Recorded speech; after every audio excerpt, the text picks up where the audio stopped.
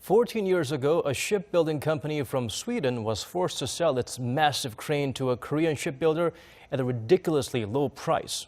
History repeats itself, but this time, Korea is the one desperate to resuscitate its once mighty shipbuilding industry, offering ridiculous bargains. Kim Hyesung fills us in on the painful reality of the struggling sector.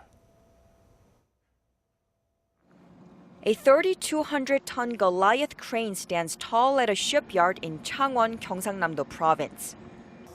This 105-meter-tall crane was once a symbol of Korea's prosperous shipbuilding industry, but now it's being dismantled to be shipped off to Romania in a fire sale. The crane was once valued at over $22 million, but that's since plunged to $2 million.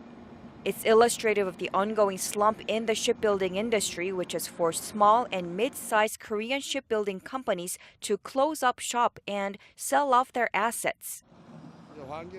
This shipyard used to be bustling with workers, but now it's all gone. 2,000 people have lost jobs. It's heartbreaking. A bit further south in the city of Gyeongsangnam, home to the world's two leading shipbuilders, the effects of the industry's demise are even more stark. This government employment support center that opened last August is visited by over 150 people a day. I've worked at Daewoo Shipbuilding for 34 years. I left last October. I don't know what I can do other than building ships, so I came here to get job training and will hopefully find a new job soon. Over 10,000 people in Gyeongsangnam have lost their jobs this year alone. But with the volume of orders for new ships expected to remain at a third of normal levels in the coming year, according to Clarkson's research, people with jobs still feel insecure. We don't have as much work as in the past. No more night shifts. Our wages have been frozen since last year, and the situation is pretty bad. We rarely come out to have dinner together like today. As workers tighten their belts, restaurants and retail stores in the area are also feeling the strain. This street used to be full of workers who would hang out late until midnight, but now you rarely see people eating in restaurants after 10 p.m. Our sales have dropped by over half compared to the same period last year.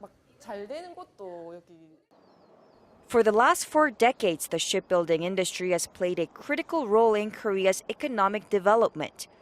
But due to plunging global oil prices and overcapacity, even the nation's top 3 shipbuilders have struggled to stay afloat in recent years.